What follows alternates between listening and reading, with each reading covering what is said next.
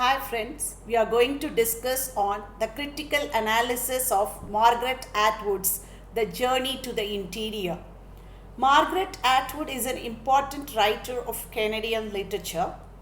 In this poem, journey becomes a metaphor, which means the poem can be interpreted from three different kinds of journeys.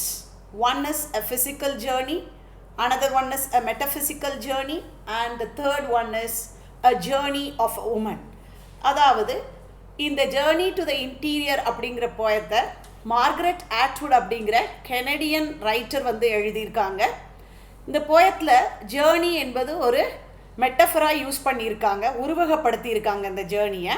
இதில் 3 வகையான ஜேர்னியாக நம்ம வந்து இந்த ஜேர்னியை பார்க்க போகிறோம். ஒன்று வந்து ஃபிசிக்கலாக அந்த ஸ்பீக்கர் ஆஃப் த போயம் மேற்கொண்ட ஜேர்னி, அதாவது ஜென்ரலாக போகக்கூடிய ஜேர்னி. ஃபாரஸ்ட்குள்ளே அவர் போகிறாரு, அது எப்படி இருக்குது என்ன அந்த ஃபாரஸ்டுடைய டிஸ்கிரிப்ஷன்லாம் பற்றி சொல்கிறாங்க. ரெண்டாவது வந்து பார்த்திங்கன்னா மெட்டஃபிசிக்கல் ஜேர்னி. மெட்டஃபிசிக்கல் ஜேர்னி அப்படிங்கிறது என்னென்னா த ஜேர்னி ஆஃப் த சோலுடைய பயணம், அதாவது ஆத்துமாவின் பயணம். மூணாவதாக பார்த்திங்கன்னா ஒரு பெண்ணின் பயணம். ஒரு பெண் பயணிக்கும் பொழுது எதை நோக்கி பயணிக்கிறாள், அதனால் அவள் அடையக்கூடிய பயன் என்ன அப்படின்னு இதில் 3 விதமாக ஒரே போயத்தை நம்ம வந்து அனலைஸ் பண்ண போகிறோம். ஃபர்ஸ்ட் வந்து பார்த்திங்கன்னா ஃபிசிக்கல் ஜேர்னி. ஃபிசிக்கல் ஜேர்னியில் வந்து இந்த Canadian landscape and climate play important role in shaping the sensibilities of Canadian poets. Canadian போயட்ஸ்க்கு கேனடியன் லேண்ட்ஸ்கேப், அதாவது அந்த இயற்கையும் அங்கே இருக்கக்கூடிய கிளைமேட் கண்டிஷனும் வந்து பார்த்திங்கன்னா நிறைய இன்ஸ்பிரேஷன் கொடுக்குது அவங்க போயம் எழுதுறதுக்கு. கனடாவில் என்ன மாதிரி இயற்கை இருக்குது, என்ன மாதிரி லேண்ட்ஸ்கேப் இருக்குது அப்படின்னு சொல்லி பார்த்தீங்கன்னா, Canada has vast prairies, freezing winter and fierce summer. ஒரு டிஃப்ரெண்ட்டான கிளைமேட்டிக் கண்டிஷன். வின்டரில் பார்த்தீங்கன்னா அப்படி பனி உறைஞ்சிருக்கும், சம்மரில் பார்த்தீங்கன்னா பயங்கரமாக வெயில் அடிக்கும். அடுத்தது பார்த்தீங்கன்னா ப்ரியரிஸ் அப்படிங்கிறது வந்து ஒரு புல்வெளி, பரந்த புல்வெளி, கிராஸ்லேண்ட் அப்படின்னு சொல்லக்கூடியது. ஸோ இதுதான் வந்து கனடாவுடைய ஒரு அமைப்பு, லேண்ட்ஸ்கேப். அந்த கனடாவின் இயற்கையானது இப்படி தான் அமைந்திருக்கிறது. The Canadian forest is so deep, dark and thick. அந்த ஃபாரஸ்ட்குள்ளே நம்ம போனோன்னா ரொம்ப திக்காக இருக்கும், ரொம்ப டார்க்காக இருக்கும், வெளிச்சமே இல்லாத மாதிரி இருக்கும், ரொம்ப திக்காக ட்ரீஸ் வந்து வளர்ந்துருக்கும். It is tough for any one to travel deep into the forest since there are hills which are like walls. இங்கே வந்து பார்த்தீங்கன்னா இந்த ஃபாரஸ்ட்குள்ளே ட்ராவல் பண்ணி போகும்போது நிறைய ஹில் ஃபாரஸ்ட் இருக்குது. இந்த ஹில் ஃபாரஸ்ட் வந்து பார்க்குறதுக்கு எப்படி இருக்குன்னு, விச் ஆர் லைக் வால்ஸ் மாதிரி, அதாவது செவர் மாதிரி, பச்சை சுவர்கள் போல் தெரிகிறது. இந்த சுவர்கள் எப்படி இருக்கும் அப்படின்னா வெல்டட் டுகெதர், ஒன்றோடு ஒன்று இணைந்து ஒன்று போல சவர், பெரிய நீளமான சவரை அமைத்தது போல் இந்த ஃபாரஸ்டில் இருக்கிற ஹில்ஸு ஒரு ரேஞ்சாக வந்து இருக்குது. ரேஞ்ச் அப்படின்னா மலைத்தொடராக அப்படியே வந்து இருக்குது. அது போக இங்கே வந்து பார்த்தீங்கன்னா லாங் ஸ்ட்ரெச் ஆஃப் ப்ரைரீஸ், அதாவது புல்வெளியானது இருக்கிறது. அடுத்தது இந்த ஃபாரஸ்ட் வந்து பார்த்தீங்கன்னா திக் ட்ரீஸ் வித் பிரான்ச்சஸ் ட்விஸ்டட். இங்கே இருக்கிற ட்ரீஸோடைய பிரான்ச்சஸ் ஒன்றோடு ஒன்று பின்னி பிணைந்ததாகவும் இருக்கிறது. அபவ் ஆல் இது எல்லாத்துக்கும் மேலே வந்து பார்த்தீங்கன்னா இந்த ஃபாரஸ்ட்டில் இருக்கிற கிரவுண்டானது எப்போதுமே ஸ்வாம்பாக இருக்குது, அதாவது தண்ணி சொதன்னு இருக்கிற மாதிரியே சகதியாகவே இருக்கிறது. அதுக்கு இதுதான் வந்து இந்த கெனடியன் ஃபாரஸ்டோடைய லேண்ட்ஸ்கேப். ஸோ இப்படிப்பட்ட ஃபாரஸ்ட்டில் ட்ராவல் பண்ணி போகும்போது அந்த ட்ராவல் ஆனது எப்படி இருக்கும் அப்படின்னா, it is not easy as going from one point to another as given on map. ஒரு மேப்பில் கொடுத்த மாதிரி ஒரு இடத்துலேருந்து இன்னொரு இடத்துக்கு போகிறது மாதிரி இந்த ஃபாரஸ்ட்குள்ளே வந்து ஜேர்னி இருக்காது. whenever one goes, wherever he goes or she goes, she may be surrounded by the intertwined branches. எங்கே யார் போனாலும் சுற்றி மரத்தோடைய பிரான்ச்சஸ் வந்து நம்மளை பிடிச்சி இழுத்துக்கிட்டே இருக்கும். Here the air is so thick with moisture. அதே மாதிரி காற்றானது பார்த்தீங்கன்னா எப்போதுமே ஒரு ஈரப்பதம் நிறைந்ததாகவே இருக்கிறது. Even the light does not penetrate deep, alternate light and darkness is scene. சூரிய கதிர்கள் வந்து இந்த ஃபாரஸ்ட்குள்ளே டீப்பாக உள்ளே வர முடியாது, ஏன்னா ஃபாரஸ்டுடைய ட்ரீஸ் எல்லாம் ரொம்ப திக்காக இருக்குது. அதனால் வந்து பார்த்திங்கன்னா சில இடங்களில் ரொம்ப டார்க்காகவும், சில இடங்களில் லைட்டாக சூரிய ஒளி பட்டும், இப்படியே மாற்றி அந்த ஃபாரஸ்ட்டில் லைட் அண்ட் டார்க்னஸ் வந்து ஒரு மாறி ஒரு அமைப்பாக காணப்படுகிறது. You cannot reach the destinations since you cannot mark the differences. அதே மாதிரி பார்த்தீங்கன்னா ஓகே இந்த மரத்தை இங்கே பார்த்தோம், இந்த செடி இங்கே பார்த்தோம், இதை வச்சுட்டு ஒரு இடத்துக்கு போயிடலாம் அப்படின்னு சொல்லி போக முடியாது. ஏன்னா எல்லாமே ஒரே வகையான மரங்கள், ஒரே வகையான செடி கொடிகளே வந்து இங்கே காணப்படுகிறது. அதனால் ஏதாவது ஒரு டிஃப்ரென்ஸை வச்சு இந்த இடத்துக்கு போகணும் அப்படின்னு நினச்சி இந்த ஃபாரஸ்ட்டை தாண்டி போக முடியுமான்னு பார்த்தா முடியாது. அவ்வளோ ஒரு திக்கான forest.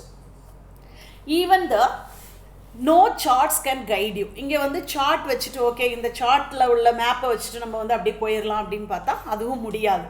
Even the distraction of small details such as same trees. ஏற்கனவே சொன்ன மாதிரி மர வகைகள் ஒரே வகையான மரங்களாக இருக்கிறது. அதே மாதிரி பார்த்தீங்கன்னா ஃபாரஸ்ட் கிரவுண்ட்ஸில் ஃபுல்லாக எப்போதுமே மாய்ஸ்சராக இருக்கிறதுனால வைல்டு ஒயிட் மஷ்ரூம்ஸ் வந்து ஃபுல்லாக வளர்ந்துருக்கு. அதுக்கப்புறம் இங்கே இருக்கிற க்ரீப்பர்ஸ் வந்து பார்த்தீங்கன்னா it looks like paring knife. Paring நைஃப்னா நம்ம கையை வெட்டுற மாதிரி சின்ன நம்ம கிச்சனில் காணப்படுகிற கை கத்தி மாதிரி இங்கே இருக்கக்கூடிய க்ரீப்பர்ஸ் எல்லாமே வந்து காலை கையை அறுக்கிற மாதிரி ரொம்ப ஷார்ப்பான க்ரீப்பர்ஸாக இங்கே வந்து இருக்குது. அதே மாதிரி நிறைய டெட் அனிமல்ஸ் சோக்காய் அந்த தண்ணியில் அப்படியே ஊறி அப்படியே கட்டை ஊறின மாதிரி அங்கேயே கிடக்குது. ஸோ இப்படிப்பட்ட இந்த ஃபாரஸ்ட்டில் எப்படி சின்ன டீட்டெயில்ஸை வச்சு நம்ம ட்ராவல் பண்ணி ஒரு இடத்துலேருந்து இன்னொரு இடத்துக்கு போக முடியும்னா it is very tough for the traveller.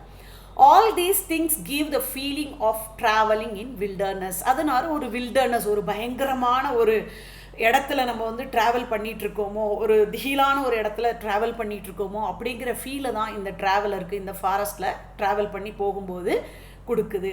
So the journey is not safe since some have return and many have perished. அதனால இந்த ஃபாரஸ்ட்குள்ளே போனவங்களுடைய ஜேர்னி வந்து பார்த்தோன்னா நிறைய பேர் வந்து இதில் பெரிஷ் ஆகிட்டாங்க, உள்ள அழிஞ்சு போயிட்டாங்க. ஒரு சிலர் மட்டுமே இந்த ஃபாரஸ்ட்டை கடந்து இந்த ஃபாரஸ்ட்லேருந்து வெளியில் வந்திருக்காங்க. The compass is of no use here because one cannot find the direction with the help of a compass. அடுத்தது பார்த்தீங்கன்னா இந்த காம்பஸ் அப்படின்னு சொல்லக்கூடிய டைரக்ஷன் காமிக்கக்கூடிய இந்த இன்ஸ்ட்ருமெண்ட் ஆனது இதில் போய் வச்சோன்னே எந்த டைரக்ஷன் எப்படின்னே காமிக்காத சுற்றிக்கிட்டே இருக்கும். அந்த அளவுக்கு அந்த கேம்பஸை கூட வந்து செயலிழக்க செய்யக்கூடிய அளவுக்கு அந்த ஃபாரஸ்டோடைய டைரக்ஷன் வந்து தெரியாத அளவுக்கு ரொம்ப திக்கான ஃபாரஸ்ட்டாக வந்து இருக்குது. அடுத்தது the sun's movement is also erratic here, which means that சூரியன் காலையில் உதிக்கும், ஈவினிங் வந்து மறையும் அப்படின்னு நம்ம நினைக்கக்கூடிய, எப்போ உதிக்குது எப்போ மறையுது, எப்போ சன்லைட் வருது, எப்போ டார்க்னஸ் இருக்குது அப்படின்னு சொல்ல முடியாத அளவுக்கு எப்போதுமே இருளும் ஒளியும் சூழ்ந்ததாக இருக்கிறதுனால சன் டைரக்ஷனை வச்சும் ஒருத்தன் வந்து ஒரு டைரக்ஷன்லேருந்து இன்னொரு டைரக்ஷனுக்கு ட்ராவல் பண்ணி ஃபாரஸ்ட்டை கடந்து போக முடியாது. If one shouts it echoes and it seems as if he or she has called in vacant. அதே மாதிரி யாரையாவது கத்தி கூப்பிட்டோம் அப்படின்னு சொன்னால் அந்த கூப்பிட்ட சத்தமானது அவனுக்கே எக்கோ அடிக்கும். ஸோ இது பார்க்குறதுக்கு ஒரு வேக்கண்ட்டில் நின்று அவனே கூப்பிட்டுக்கிட்ட மாதிரி ஒரு ஃபீல் தான் வந்து அந்த ட்ராவலருக்கு அது கிடைக்குது. But what should a person do after caught up in such environment? இப்படிப்பட்ட ஒரு என்வாயன்மெண்ட்டில் போய் ஒரு ஃபாரஸ்ட்டில் ட்ராவல் ஆகி போகிறவங்க மாட்டிக்கிட்டாங்கன்னா அவங்க என்ன பண்ண முடியும்?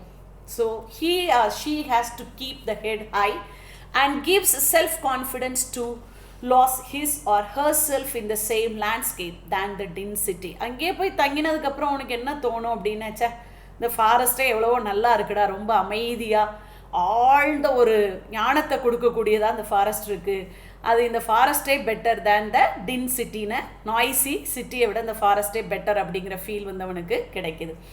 This means that Canada is not a poor country as said by others, but a better country than many other countries. So இதில் poet வந்து ரொம்ப கான்ஃபிடெண்ட்டாக முடிக்கிறாங்க, எங்கள் நாடு ஒன்றும் மோசமான நாடு கிடையாது, எல்லா நாடை விட எங்கள் நாடு சிறந்த நாடு அப்படின்னு அவங்க வந்து சொல்லி முடிக்கிறாங்க. ஒரு அடுத்தது பார்த்திங்கன்னா மெட்டஃபிசிக்கல் ஜேர்னி.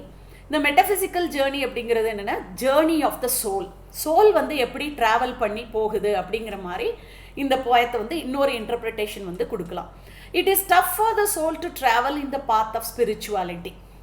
இந்த வேர்டு இங்கே சிமிலாரிட்டிஸ் அப்படிங்கிறது எதை இம்ப்ளை பண்ணுறதுன்னா, இந்த சோல் பிகினிங்கில் எதை நினைக்குது அப்படின்னு சொன்னால் குட் அண்ட் பேட் திங்ஸ் எல்லாமே சேம் அப்படின்னு சொல்லி நினைக்குது, எல்லாமே சிமிலர் அப்படின்னு சொல்லி நினைக்குது. அதுக்கு மெச்சூரிட்டி இல்லை, அந்த சோலுக்கு மெச்சூரிட்டி இல்லை.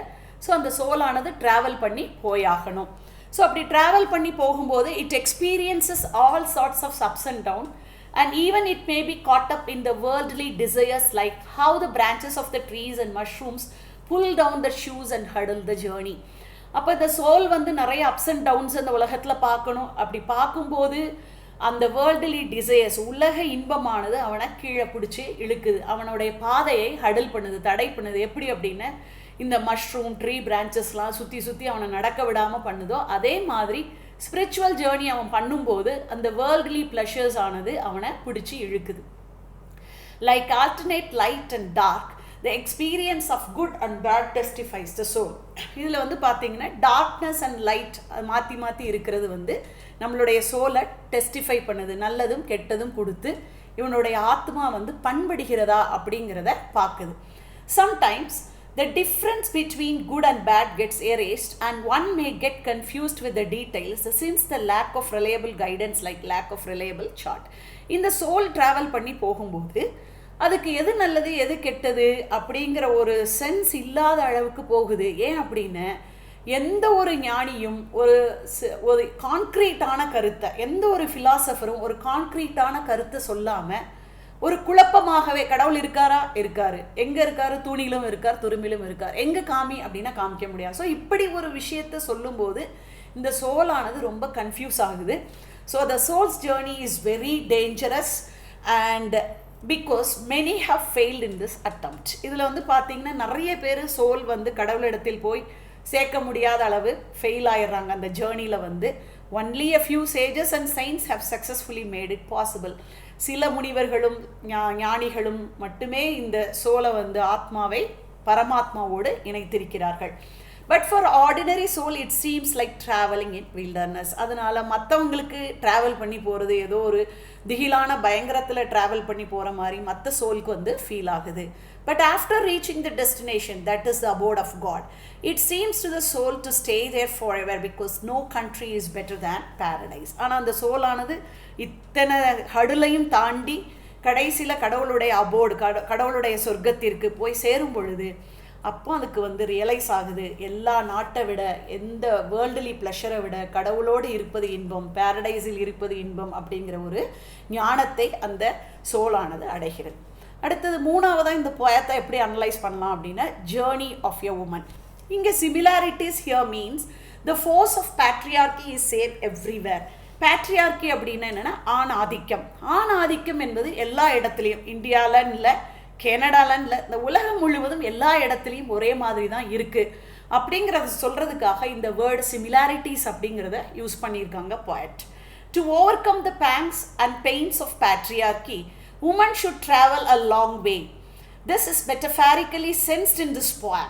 Attaining individuality is very tough since it goes like vast prairies. So individuality, ஒரு பெண்ணானவள் தனித்துவம் நிறைந்தவளாக தன்னை காமிப்பதற்கு என்பது ரொம்ப ஒரு டஃப்பான ஜேர்னி. அந்த ஜேர்னியானது எப்படி இருக்குன்னு, அந்த வேஸ்ட் மிக பரந்த புல்வெளியை கடந்து செல்வது போல ஒரு ஃபீலை வந்து அந்த பெண்ணிற்கு வந்து கொடுக்கிறது. During the journey, women may be caught up in all sorts of humiliations, physical assaults, suppressions and oppression. பெண்ணானவள் வந்து அவளுடைய பயணத்தை தொடரும் பொழுது நிறைய விதமான துன்பத்தை அனுபவிக்கிறாள். ஹியூமிலியேஷன்ஸ் அப்படின்னா அவங்க வந்து அவமானப்படுறாங்க, ஃபிசிக்கல் அசால்ட்ஸ் அப்படின்னு உடல் ரீதியாக அவங்கள வந்து அடித்து துன்புறுத்தி செக்ஷுவல் அசால்ட்ஸ் பண்ணுறாங்க. அடுத்தது சப்ரெஷன்ஸ் அண்ட் அப்ரெஷன்ஸ், அவங்கள வந்து எல்லா விதத்துலேயும் கொடுமைப்படுத்துகிறாங்க. Caught up in the tangles of patriarchy, she is caught up in the swamp ground. So it seems that she is caught up in the swamp ground. Swamp ground அப்படின்னா என்ன, புதைக்குழி. புதைக்குழியில் எப்படி பெண் வந்து முங்கிட்டே போகிறாளோ அது மாதிரி பேட்ரியார்க்கல் பவர், அதாவது மேல் domination ஆனது பெண்ணை உள்ளே இழுத்துட்டே போகுது. அதில் இருந்து அந்த பெண் விடுவித்து தன்னை ஒரு தனிப்பட்ட மனுஷியாக இந்த உலகத்திற்கு காமிக்க வேண்டும். So she will not get small help like details of map or compass or even nature like sun will not help her to show her individuality. So எந்த ஹெல்ப்பும் அவளுக்கு வந்து கிடைக்கல. அவளோட இண்டிவிஜுவாலிட்டியை காமிக்கிறதுக்கு எந்த ஆண்மகனும் உதவலை, எந்த அப்பா அம்மாவும் உதவலை, பிரதர்ஸ் யாரும் உதவலை, வெளியாட்கள் யாரும் உதவலை. அவளை வந்து கஷ்டப்பட்டு அந்த புதைகுழியிலிருந்து எடுத்து வெளியில் வரணும். So she has to strive all alone to attain her individuality. தனிப்பட்ட மனுஷியாக அவள் வந்து தன்னோட இண்டிவிஜுவாலிட்டியை காமிக்கிறதுக்காக அவள் ஸ்ட்ரைவ் பண்ணி வரணும். After attaining equality on par with man, ஆணுக்கு இணையாக தன்னை நிறுத்தியவுடன் அந்த பெண்ணானவள் எப்படி இருக்கிறா, she is called a feminist. அவளை வந்து ஃபெமினிஸ்ட் அப்படின்னு சொல்லி நம்ம அழைக்கிறோம், பெண்ணியவாதி என்று அழைக்கிறோம். Who helps other women to come up in life. அப்படிப்பட்ட ஒரு பெண்ணியவாதி தன்னலம் இல்லாமல் அடுத்தவங்களும் அடுத்த பெண்ணும் தன்னை போல் உயர வேண்டும், ஆணாதிக்கத்திலிருந்து விடுபட வேண்டும் என்று பாடுபடுகிறாள். அப்படிப்பட்ட ஒரு poet தான் வந்து யாருன்னு Margaret Atwood. So after getting the title feminist, no woman is ready to fall back into patriarchy. And till the end, she strives for the world of women to get out of the clutches of patriarchy like the poet Margaret Atwood. Thank you very much. If you like this video, please subscribe.